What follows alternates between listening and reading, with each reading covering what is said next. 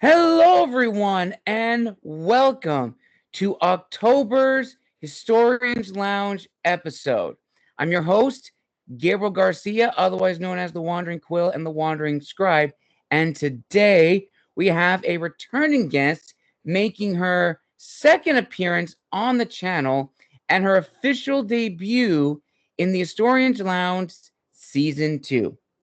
Now, for those who remember from last year, my guest is an associate professor of history at Cal State University, San Bernardino, where she specializes in California, Western U.S., and Borderlands history, emphasizing the history of medicine, gender, race, and ethnicity. She's the author of From Back Alley to the Border, Criminal Abortion in California from 1920 to 1969, and is a contributing author of Beyond the Borders of the Law, Critical Legal Histories of the North American West. She has been featured on C-SPAN, the Science Channel, and interviewed by the New Yorker and LA Times. And in this episode, we'll be talking about a project of hers that she is very excited to share with us on the channel. So, without further ado, let's give a huge round of applause to returning guest, Professor Alicia Gutierrez Romine. Professor Romine, thank you so much for coming back on the show. Thank you for inviting me back. I'm happy to be here. Awesome. So before we dive into today's topic, would you like to share with our viewers and listeners what you've been up to since the last time you were on the show a year ago? Well, a lot of teaching. I'm at a new university. I'm at the same university that I was when I spoke to you last time, but getting the new courses in and figuring Right. everything out.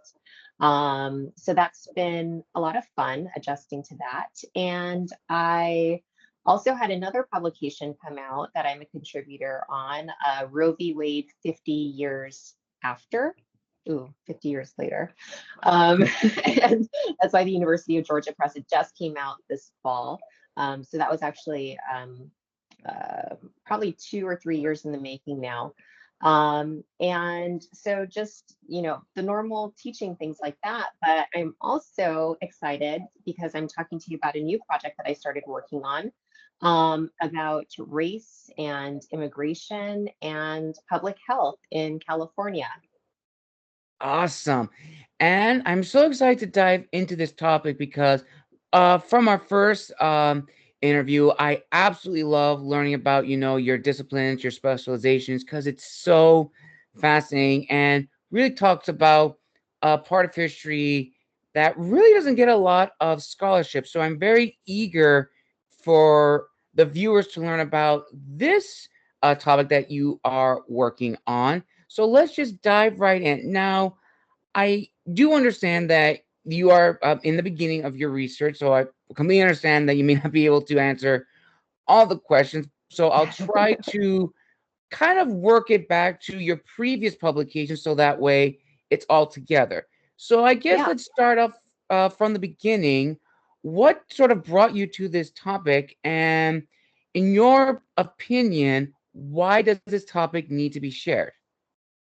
That's actually a great place to start because, as I've started drafting the next project and the book that it's eventually going to come up, that's eventually going to turn into, I actually start by talking about how I got into the topic and how it's related to the previous one that I worked on, from Back Alley to the Border, and which is what I spoke with you about. So I don't know if you recall from the book, and I don't know if this is something that we discussed, but in one of the chapters of the book, I'm talking specifically about American women from California who Hmm. crossed the border into Mexico to procure illegal abortions.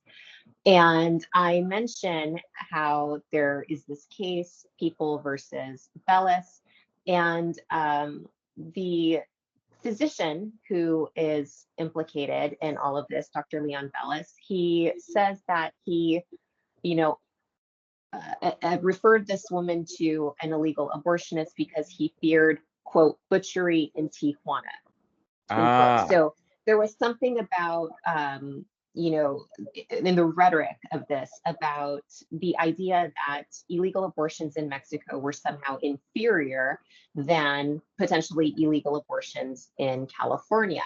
And so I was really pondering on what I saw as this racialization of space, Mm, and the border in specific, that the idea that illegal abortions that were taking place on the border were somehow more dangerous, inferior, subpar than illegal abortions that would take place in the United States. And so, as I was kind of pondering on that, it led me to kind of reconsider works by other scholars like Nyan Shaw, Natalia Molina, John McKiernan Gonzalez, who have done a lot of work about public health and race and immigration, and this idea that people who were foreigners, or who were coming across the border were somehow diseased, pathogenic, and required medical inspections or disinfection before they could enter the United States. And so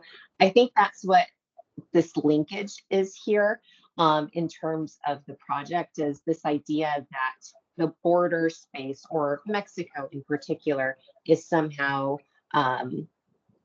medically deficient, or kind of a vector of public health outbreaks or disease. And that's where it all kind of started. fascinating.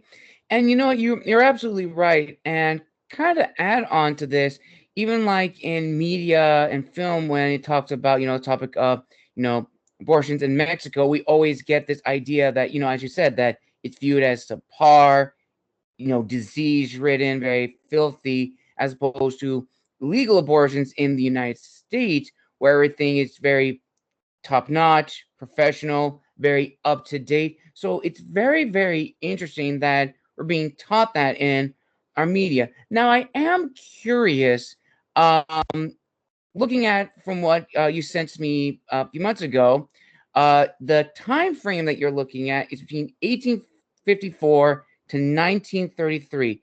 Now, I'm curious, why did you decide to have your starting point in 1854, where some would want to argue, why not focus in the 20th century in like from 1900 to 1933? What is the significance of the year 1854 in terms of your research? Well, I actually even pushed it back just a smidge, so it's now 1850 to 1933. Ooh, okay.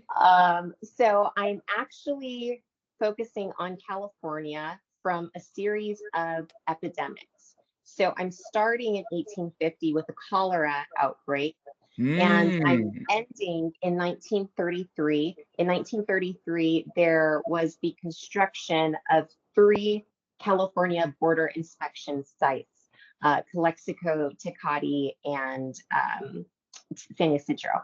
And so those were all WPA sponsored projects, these immigration kind of border facilities, and they all included public health annexes. So I was hoping that what I was going to find was something similar to what we saw taking place in Texas in 1917 during the typhus outbreak, that Texas border facilities started implementing quarantines and disinfection chambers for Mexican border crossers. I had not found any literature that talked about these disinfection chambers in California. And so that's what I was hoping that I was going to find. And I actually just found documents last week ooh. that actually confirm what I was thinking. But I'm arguing, kind of through these series of epidemics, I can talk more about which ones specifically in a minute, that this entrenched idea about immigrants being diseased is so kind of entrenched and embedded in the landscape, to the point that when these facilities are constructed in 1933, when there is no epidemic, there is no kind of public health crisis, but these facilities are still being constructed with these quarantine facilities and disinfection facilities, because we've already kind of naturalized this idea that these people are diseased, dirty, and potentially contagious. And so we're literally building that idea into the landscape, into the architecture of these facilities. That's actually a really good point, and also add, the other history to it. Since you said that you are now beginning your research in 1850, that's about maybe 2 years after the Mexican-American War, where the United States, defeated Santa Anna and his Mexican forces, conquering literally the last part of the continental United States and integrating it, but it was still, a territory before it was officially a state. And so when we think of borders nowadays in the modern sense, we have to remember there was no sense of like border police, guards, centers. Pretty much, we knew that there was this imaginary border between California and Mexico, as well as the other Western states. But it's really important to note that people can just go in and out of Mexico to California or the other states very, very easy because they could. There was no border, but it is fascinating as the history goes on with the other elements that come later. Of course, the Mexican Civil War in the 1900s with Pancho Villa and his forces coming into the United States, stealing weapons and arms, and then going back to what you said, that sense of like border, trying to say, okay, we need to establish a border because he's getting inside. We need to stop it. So yeah, we're getting this ingrained in our society, and I'm probably sure that that same mindset applies to other immigrants that were coming into the United States as well. So when you began this research, Professor Romine, what was ultimately, among the many goals you had, what was the main goal you wanted this paper to accomplish? Well, I think it's relevant, again, this idea of the racialization of disease, particularly post-COVID, right? We saw a lot of anti-Asian hate crimes that increased throughout the country. We saw rhetoric about coronavirus being Kung flu or the China Yes. virus. So the attributing of this disease to foreigners is, I think, something that when we see it, we need to call it out and recognize it, right? Diseases don't know boundaries, they don't know borders, they don't know, I am Latina, you are something else, like disease is, hosted in me or something like that. Like that doesn't actually work. And so when we notice these particular things, the scapegoating of a particular racial group for a disease epidemic, this is something that historically we've seen over time. And even going back to like the plague and like why in European history were Jewish people not, susceptible quite as much? Well, it's because of like ritual hand washing, right? So this idea that ascribing a disease to a certain group of people is a convenient trope that we do in society to kind of make sense of something that's going on that we don't really understand. But also I saw with specifically coronavirus, again, Title 42. So we let Title 42 lapse. Title 42 is a public health measure that basically says that, we can expel anyone that if it's in the general surgeon's kind of public health interest, that we can prevent people from entering the country to avoid an epidemic. So people who were proponents of letting Title 42 lapse said, well, it'll keep people from being detained in overcrowded facilities, which would kind of further the spread of coronavirus. But the fact that it was Trump's administration that let Title 42 lapse, and in the context of him saying things like Kung flu and, people are coming from, quote, shithole countries, right? There were other critics who said that this isn't really so much about public health because he doesn't believe the disease exists. It's more about preventing people from entering the country who he does not deem worthy of being in our country. So I think those were the two really recent relevant things that got me to consider how relevant and significant this work is still at this moment, because it is an ongoing thing that we see over time. And just the idea of focusing on California specifically, I think is really interesting. I love California history. We have in the time period that I'm looking at a cholera epidemic. I'm looking at two plague epidemics, a typhus epidemic, and then the construction of these facilities. So those are all the disease outbreaks that I'm looking at. And in each one, I'm looking at, some of them geographically are Northern California, some are in Southern California, but which group is racialized or scapegoated, or how are local public health ordinances being deployed against specific groups of people, mostly ethnic Chinese people or mostly ethnic Mexican people in this time period, because these groups are being scapegoated. Right. And you actually bring up a very important topic, which is like, I said, the tropes that we always associate one group with like a calamity. And, you're right that we've absolutely seen that in history. And even going back to, classical antiquities, which is my specialty, the Romans blame the Jewish communities for, the downfall. In fact, case in point, Emperor Nero famously decreed that, the burning of Rome was attributed to the Jewish population. And what do we see? We have documents and sources from scholars who wrote after Nero's death, of course, but who wrote that the Romans desecrated Jewish communities, kicked the Jewish people out of Roman territories.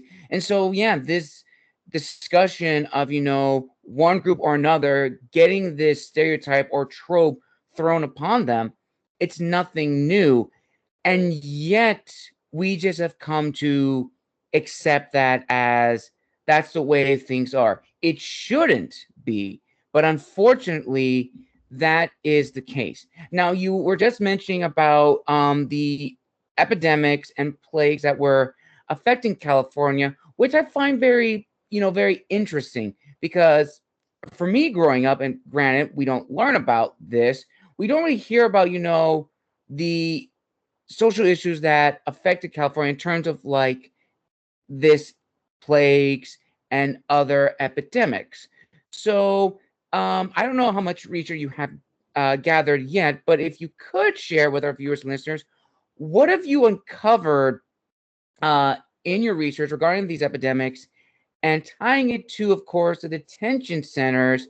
Did you see any connections outside of that, with like political history or local California history, or even like federal history when California officially became part of the Union? So that's actually great, because in the first section of this new manuscript, I actually talk about how the steamship that brought news that California had formally been admitted into the Union is the one that's carrying cholera. So cholera No. comes to the state literally at the same time that everyone is finding out that they are a state.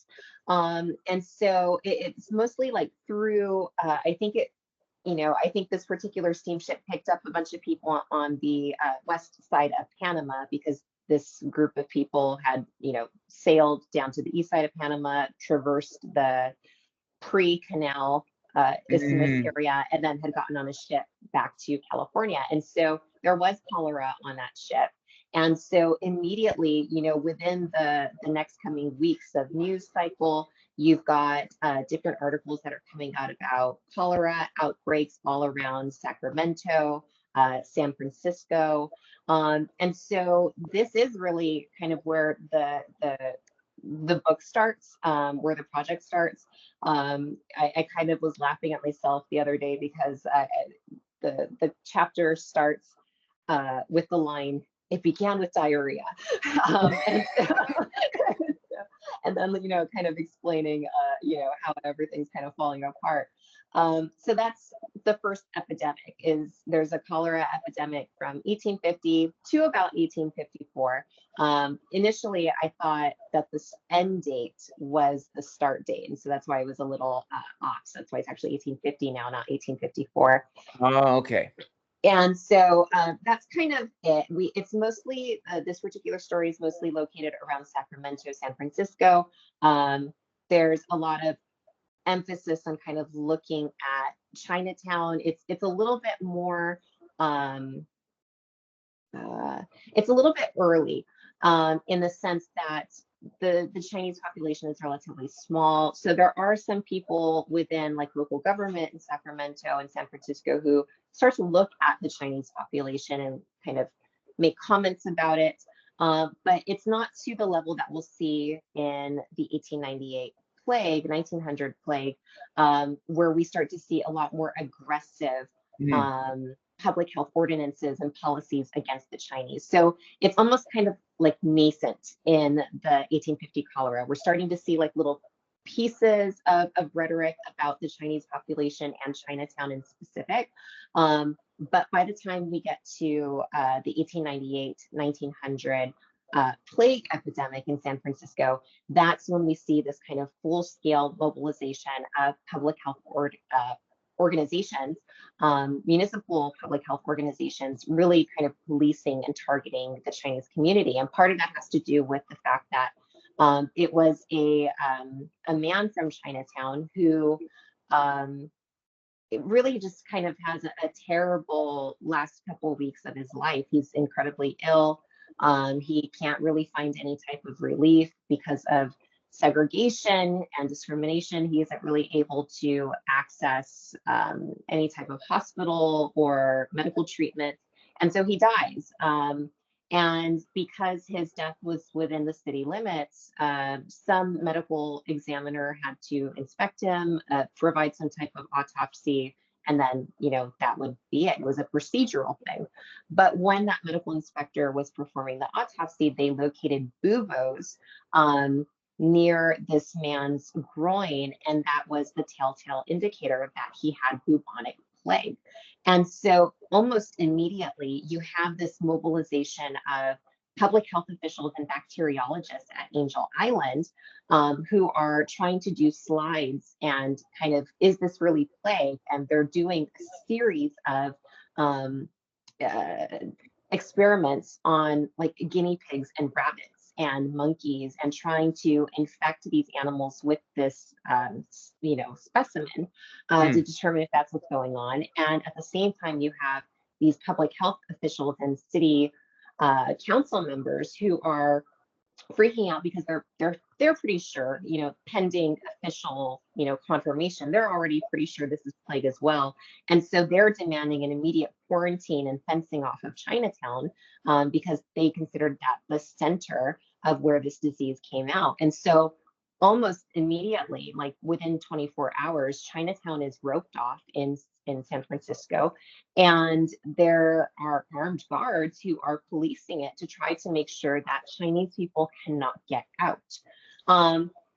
Now, this initial quarantine doesn't end up lasting very long. There's a lot of pushback against it, but what we kind of can trace together is that there had previously been an epidemic of the plague in Honolulu, Hawaii. And the way that public health officials dealt with that was essentially burning Chinatown to the ground. They roped off the area, they burned everything. And this is kind of the context in which this bacteriologist at Angel Island, Dr. Kim Yoon, he knew that took place in Hawaii. And so he's kind of already on alert. San Francisco's not very far from Hawaii. It's, the naval connections are there, the steamships. And so he had kind of already been looking out for it. And so then when this death happens, it's just kind of confirmation, right? We have a much more interconnected global system by this point with trade and transport and immigration. It was, in his eyes, only a matter of time before plague came to San Francisco. So this plague outbreak in San Francisco ends up lasting for a couple years. And this is where it's really interesting, is because there's a lot of kind of layers of involvement. On one hand, you have these medical professionals, public health officials who are at Angel Island, but also they're competing against the ones that are in the city. You have other states who are connected to California by rail who are worried about railroad lines and transport because they're buying California fruit and citrus, and they don't want to get plague imported to their states. So the governor of Texas and one other state that I'm not remembering off the top of my head, they're actually calling for all railroad lines from California out to shut down. And the governor of California, Governor Gage, he is trying to play everything down. He's actually calling it plague fake. He's saying that it's fake news, which again, just another coronavirus connection. He's saying this is all made up, like there's no plague in California. He's really trying to suppress everything. And so some of these newspapers in the city really just become kind of organs of the governor trying to just kind of play everything down. A lot of people end up kind of maligning Dr. Kinyoon, who is trying to do science-based, evidence-based research at Angel Island to figure out, is this plague? And if so, how do we prevent it? How do we stop it? And so Kinyoon kind of becomes the person who's sacrificed. Really, his reputation really kind of falls apart because Governor Gage is so focused on trying to preserve California's economy that he's willing to downplay the plague and just kind of throw Dr. Kinyoon to the wolves. Wow, that really does have a lot of connections with modern time, and this is to me just very, very fascinating because it does make sense because going back to what you said, this is around like the 1880s, 1890s when the epidemic starts happening, or is it earlier? So 1898 is when we see the plague in Honolulu, and that's when Kinyoon's kind of first on alert. He thinks it's come to California 1899, but he can't prove for certain. And then 1900 is when this man dies in San Francisco, Chinatown. And that's what actually kind of starts everything on the ground. And then the plague continues. It kind of starts to die down around 1904, and it's almost kind of tapered off. And then the San Francisco earthquake and all the rubble and everything, the rat population again kind of thrives. And so we have a small uptick in plague again after the 1906 earthquake. Man, that is, it's fascinating because, if you really think about it at this time, the Western United States was still, some would argue, still like the frontier, the border territories, because yes, they were part of the Union, but a majority of people at this time were still living on the East Coast, which is considered, civilization. And then you had, of course, the mountains, which divided them initially in the 1700s and early 1800s. And then, of course, everybody went west. And so there is this, dissident between the East and the West. The West is like so far away from, the federal government. They're not really close. They're trying to get, help. But it's so interesting that we don't really take into consideration. But if you read this, and from what you've told me, Professor Romine, this had, modern implications that we need to look at now that, this isn't the first time this has happened, like in a case like this, where there was an epidemic and, there was conflicting individuals with their own agendas. We need to study this. And I guarantee you a lot of my viewers and listeners have probably never heard of, the plagues that affected California, because we don't really consider, plague history happening in the United States, at least not until the most famous one that happens with Spanish fever in 1917. If I'm getting my dates correct, that's probably the one that most people know of, and that's been documented. But this preceded that by at least almost a decade, and yet we know, nothing about, which I'm actually curious. I'm actually going to ask you this question. I don't know if you may have talked about or may have referenced, the epidemic that happened to the nation in 1917 after the war, but I am curious from your research, looking into now the 1900s and fast forwarding into 1933, I'm curious is that from what has been documented from 1917 of that fever, of that epidemic, can you find traces of, the past in the sense that the measures that were taken in 1917 were a result of the lack of, quarantine or monitoring national health in the early 1900s or even the later half of the 1890s? So that's actually a really interesting question because I think during COVID is when most of us kind of got that crash course in the 1918 Spanish flu, right? Yes, So thank you. that suddenly was the thing that all of us were making our parallels and connections to, right? Because it was incredibly deadly, right? It was post-war mobilization was one of the things that fueled the spread of that particular disease. And there were so many parallels in terms of, the mask wearing and the lack of social gatherings. And all of these like fantastic images came out and a lot of people were making connections to that.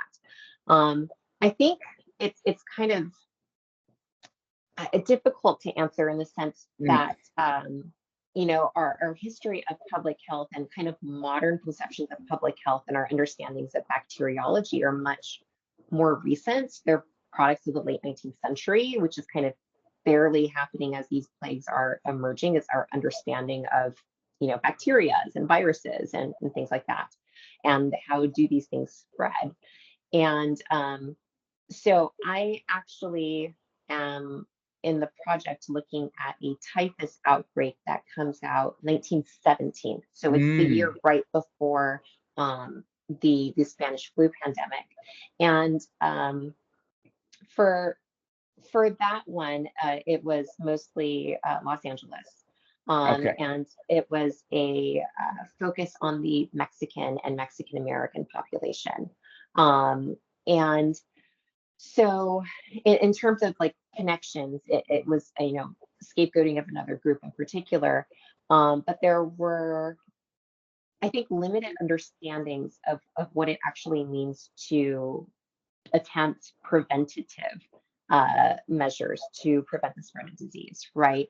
Right. And so we didn't quite have the proper understanding, I think, even up to 1917, to kind of understand what these people need to do in order to limit the spread of disease. On one Right. hand, there's this focus on the Mexican population because it was at a railroad labor camp where this particular outbreak came out, Lancaster, California, which is like North Los Angeles County.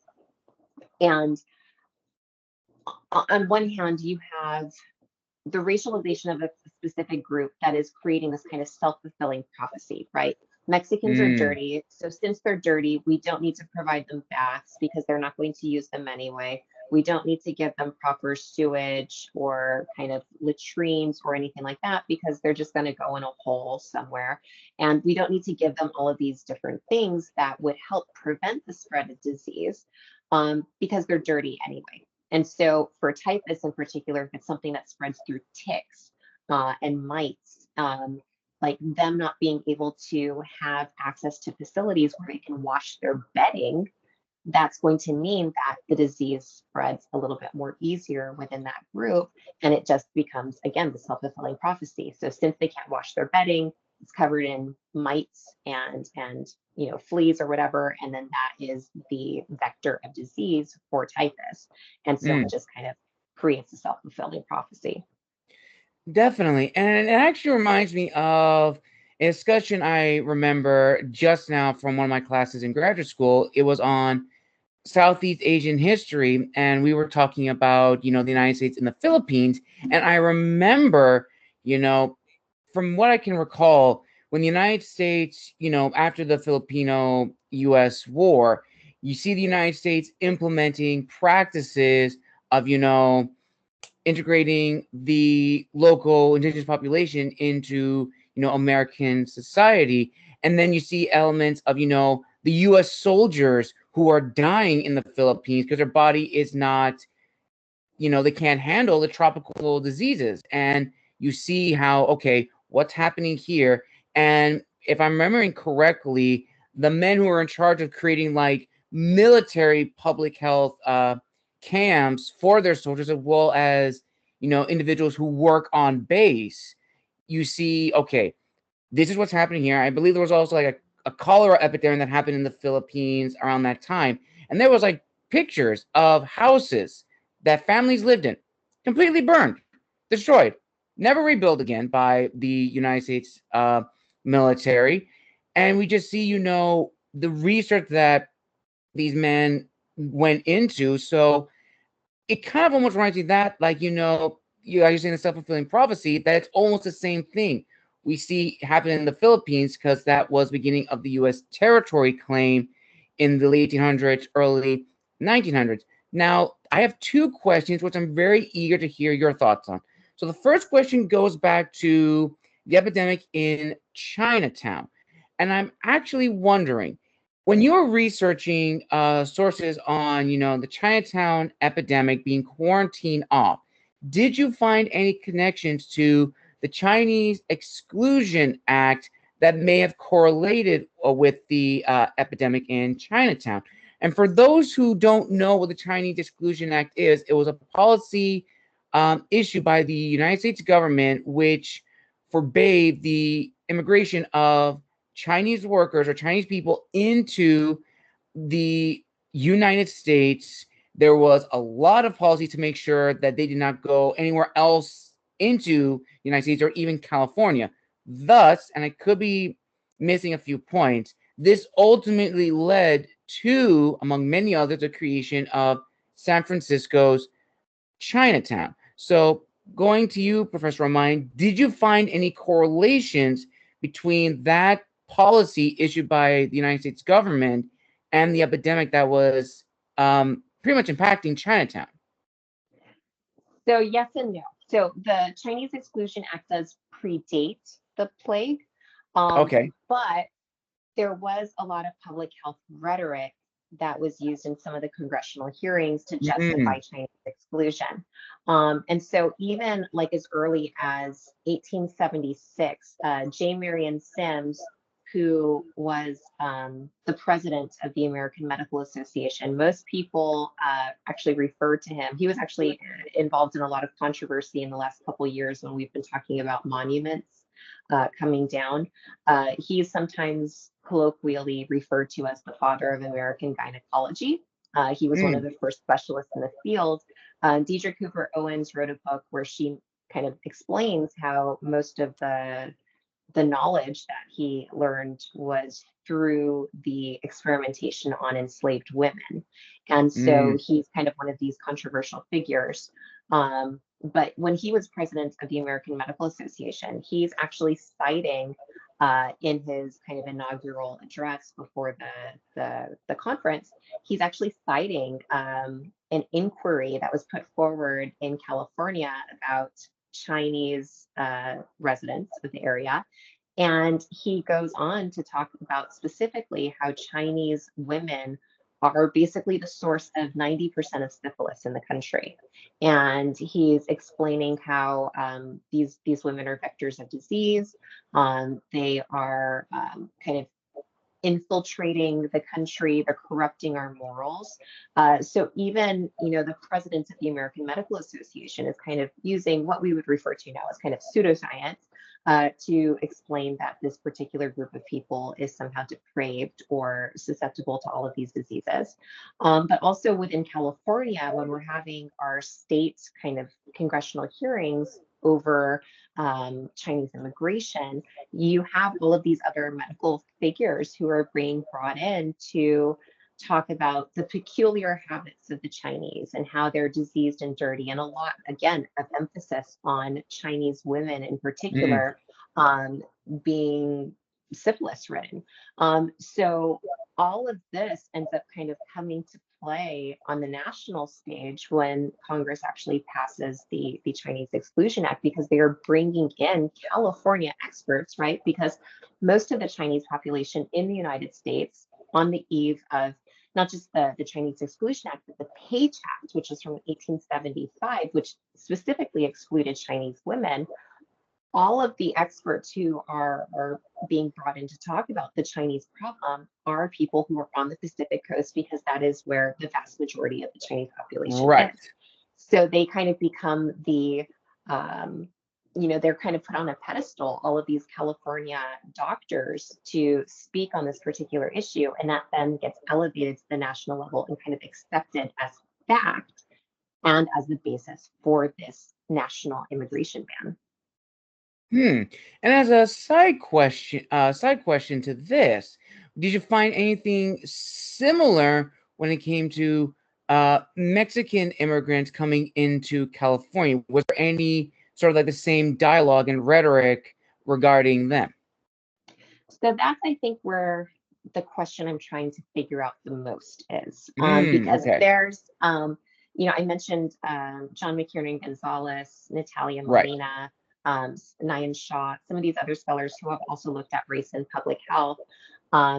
There's been a lot of research, probably in the last decade or so, on the Texas-Mexico borderlands, and particularly the disinfection chambers in the 1917 typhus outbreak. And so you're probably familiar with like the story of the bath riots, right? 1917, there's a Yes. young woman, Carmelita Torres. She refuses to subject herself to the quarantine and the inspection, and she starts a riot in the El Paso Juarez border crossing area. Because she did not want to have to undress, go through the disinfection chamber and everything like that. And so there's been a lot of literature on that. And I think the procedural parts of legislation kind of show us that there is this understanding that Mexicans are diseased, because there's a series of immigration acts that are passed from, you have 1907, you have 1917, 1924. Mexicans are basically excluded from any types of restrictions in all of those. But with the 1917 Immigration Act, they do start getting monitored, and they're being monitored by the US Public Health Service. So it isn't even an immigration organization that it's monitoring them. It is a public health agency acting in the capacity of kind of border control. And so that's kind of one of the first things that I thought was really interesting, is like this merging of two different specializations, I Right. suppose, of public health and border control. But it's these public health officials that are doing that. And so I've seen there's literature out there that shows this took place kind of on the practical level on the ground in Texas, that there is this kind of uh, you know, forwarding of people through different lines based on how they look and how they appear to be, whether that's racially or class-wise or whatever. But I haven't found any historians who have written about that in the terms of this pre-1924 Immigration Act era, with an emphasis on the Mexican population in California. And then part of that is that Texas was the primary port of entry for Mexicans really until 1920. And so there's just smaller numbers of people who were immigrating directly from Mexico to California. And so I think that's one aspect of it. But over the summer, I had 3 student researchers who were working with me. We were looking at immigration records at the National Archives, and they were looking out for anything that referenced like disease or public health in any of these records. And so that's one of the things that is still to be determined, that I'm hoping to find further proof of or evidence of, but haven't yet. Nice, very nice. And another question I did want to ask you, and I was trying to formulate it, in my head to tie it back to this. So I'll do the best that I can. So we go into like, the early 1900s, and then going out to the East Coast, with Teddy Roosevelt, as president of the United States, and he sees, there is like a epidemic on the East Coast when it comes to, the quality of, food. And, he lays the foundation for, the FDA, food regulations, and how there has to be a standard, like, meat has to be like this, the fries have to be like this. And that was a national policy that was, not really like heard of at the time, but it made huge strides. And tying it back now to public health, in your research, Professor Romine, when do you sort of see like the topic or like the discussion in the United States by lawmakers, either on the West Coast or even on the East Coast, or even like someone in Congress saying, we need to have a Department of Health to monitor not just our citizens who are going to the West to get into those new territories that we have, but also the influx of people that are already there from the territories that we want. So I'm really curious if that's come up in your research. It's sort of like origin story to the United States Public Health Department. Yeah, so what I've found so far is that public health organizations are kind of piecemeal. So like Los Angeles, for example, I think the county is one of the first in the nation to have a public health department, and that's the early 20th century. I think like 1904 is when Los Angeles does that. But what's really weird is that, I guess going back to kind of Angel Island specifically, Angel Island was part of the Marine Hospital Service. And the MHS was actually, the MHS and I guess the US Public Health Service technically have their origins in the John Adams administration. Okay. So going all the way back to the Revolutionary War, Adams actually, I think, created the Marine Hospital and the Public Health Service. They're kind of linked agencies. But the idea was that it would be for sailors, seamen who are traveling, and that we need some type of base or quarantine facility to be able to monitor their public health. And some historians have argued that it's kind of created in the context of, right, there's smallpox epidemics during the Revolutionary War and like the first varialization and inoculation. And so public health is something that we're kind of slowly starting to understand. And so for Adams to create this administration is kind of speaking to what they're kind of witnessing and understanding in the Revolutionary War. So there is an organization that exists since the Adams administration, but its purpose initially had been primarily for sailors, seamen, people who were kind of coming in. So it was Marine Hospital, and then eventually it kind of becomes the U.S. Public Health Service. Wow, that's fascinating. I did not know that, but it does make sense because sailors are away from the continent the most.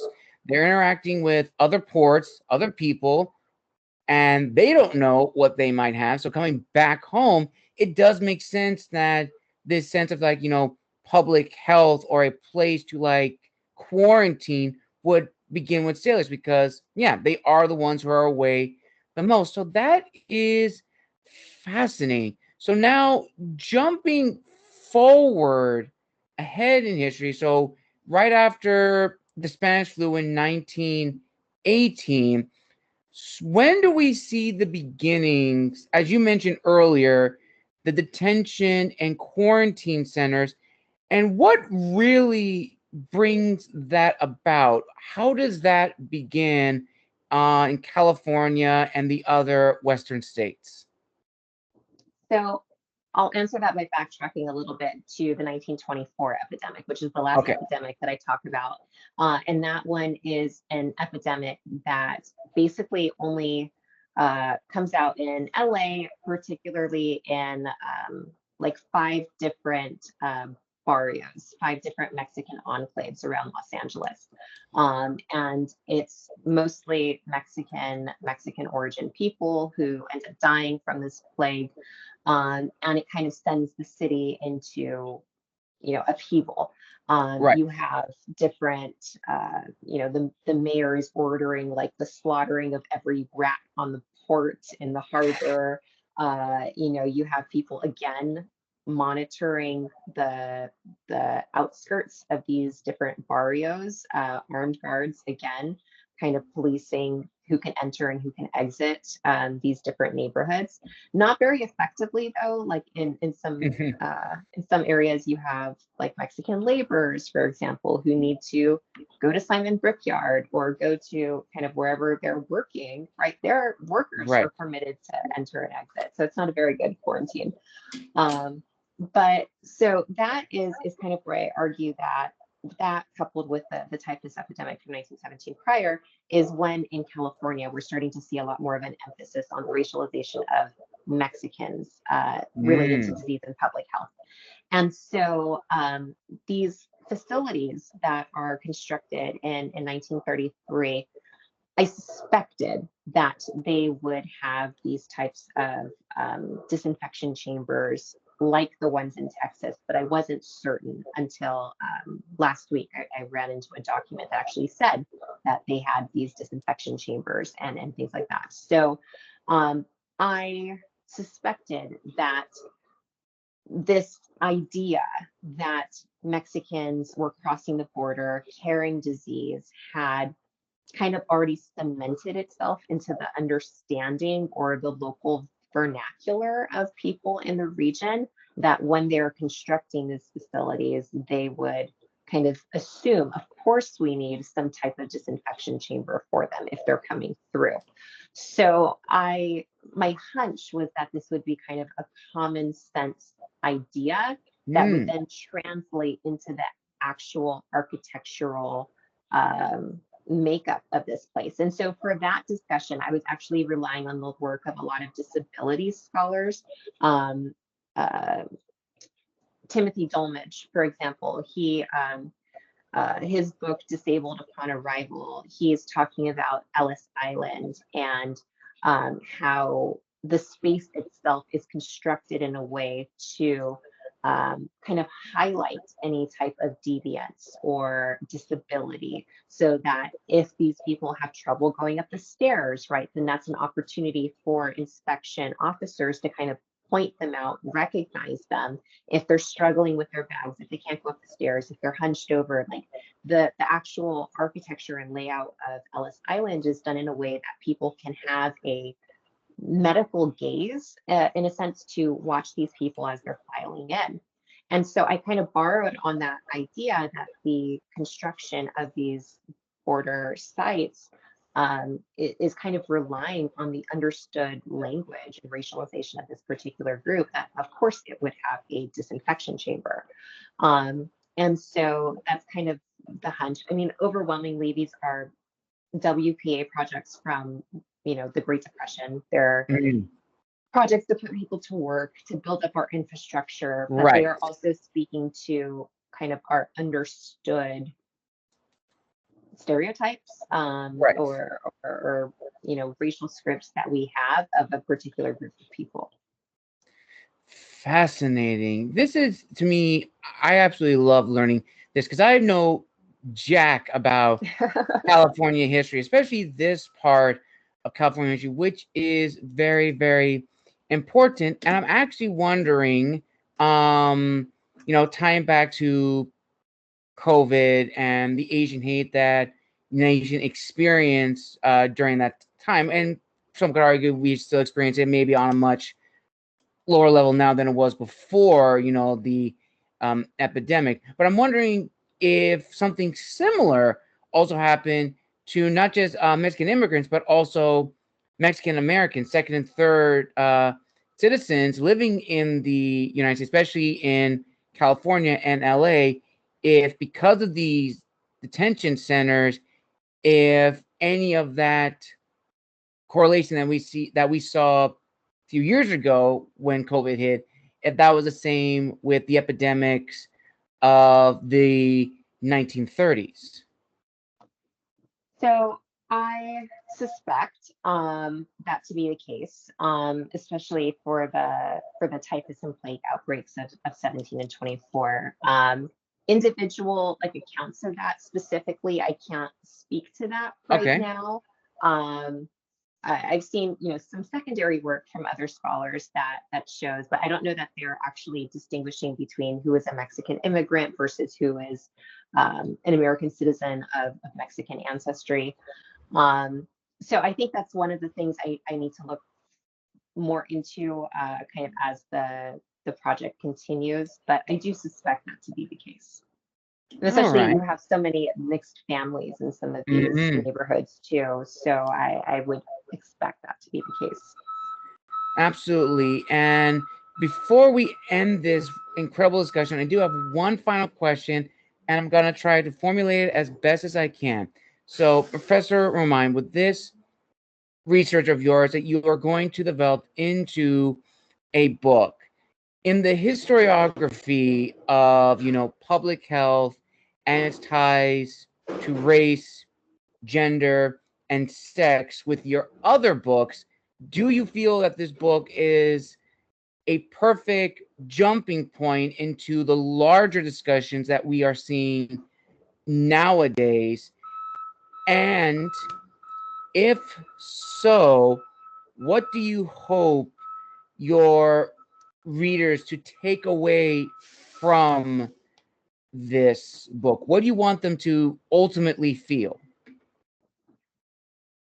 So I think, we talked a lot about some of the parallels between COVID and these different disease epidemics. So I definitely think that there's some relevance. We see these patterns that continuously occur over time. I don't like the saying that history repeats itself, Mm, but you can see some of the different ways in yes. which it resembles itself. Hmm.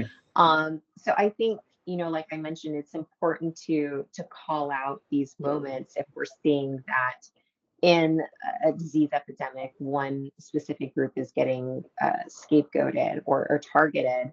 I think it's important to understand that there is a history of that in this country, and it's often related to xenophobia. It's often related to segregation, discrimination, these different stereotypes that we have about racialized groups, and often it's in a way that's kind of ignoring the actual real conditions of these people and the conditions that often our disease, our discrimination and segregation have subjected them to.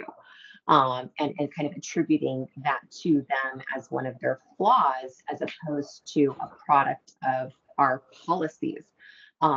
Right. So recognizing that and kind of accentuating that when we see it is important.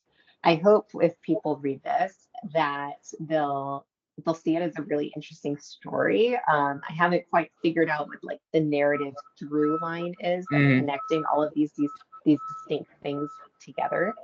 Um, but I'm hoping that it's readable.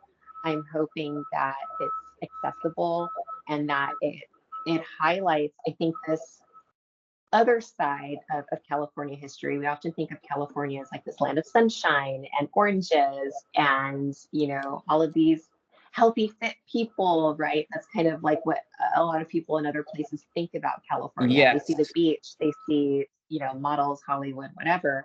And that was really the image that California was trying to convey out to the rest of the world, but they were at odds with projecting that image to the world when there was disease in the state. And so I think part of it for California specifically is this idea of saying, well, it's not California that's the problem, it's these foreigners in our midst that are the problem. Mm. So, like, healthy, wealthy white people, or even sick, wealthy white people who are coming to California to recover from whatever, like, you're fine. You will be okay. We still want to kind of support you in our sanitariums and take your money.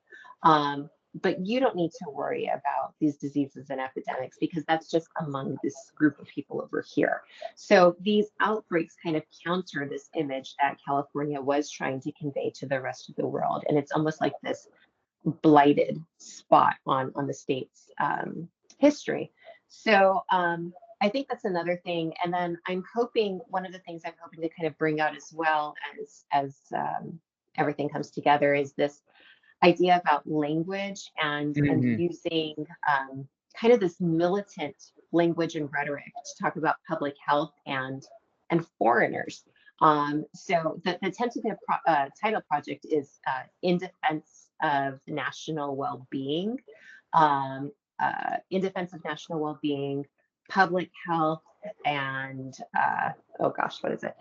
In defense of national well-being, public health, and the racialization of disease in California. In defense of well-being is actually a quote from one of these California congressional hearings in discussion of Chinese immigration, but they were talking about public health. So they're using kind of defense national, they're using kind of this militant language to speak about public health, and they're using this rhetoric as an enemy. We need to fight it. We need to combat disease. So it's this militant language as well when referring to public health epidemics. So I think that's kind of the last thing that I'm hoping to draw. I don't know how strong I'll be able to do that. It's there, right? So I need to kind of pull that out a little bit more. But it furthers this idea of othering this particular group, right? If we are viewing them as an enemy, if we're kind of using this militant language against them. Absolutely. And I think this is, a perfect end to a very, very important topic here on the channel. And with that, my viewers and listeners, we conclude October's Historians Lounge episode. Thank you all so very much. I want to give a huge thank you to Professor Romine for coming back on the channel, making her second appearance. Now, Professor Romine, where can people engage with you on social media? And if they want to check out your other publications, where can they find them?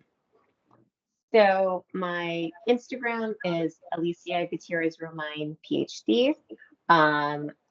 My website is aliciagutierrezromine.com. My Threads handle is, I think, also Alicia Gutierrez Romine, PhD. And so that's kind of the main social media stuff. If they want to find my books, you can find From Back Alley to the Border on the University of Nebraska website or anywhere that you buy books. And for Roe v. Wade 50 years later, that's the University of Georgia Press. You could find it on their website or any place that you buy books. And thank you again, Gabriel, for having me. I really enjoyed talking about this project. I haven't had the chance to talk about this project yet with a lot of other people because it's so new. So it's been nice to kind of hear me talk to you and then kind of like make mental notes of like, oh yeah, I should look into that, or oh, I need to do this. So it's nice to have you be my, throw some ideas off of you. Awesome. Well, thank you, Professor Romine. I really appreciate it. And thank you also, again, my viewers and listeners. Be on the lookout for the last few episodes for the month of October, as well as the announcement for November's lineup. And also, I'm going to move slightly over here.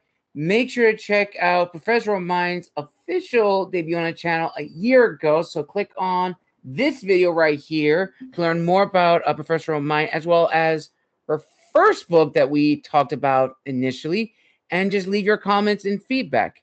And as always, make sure to like and subscribe and comment down below what was your favorite part of the discussion and what you found fascinating about California medical history.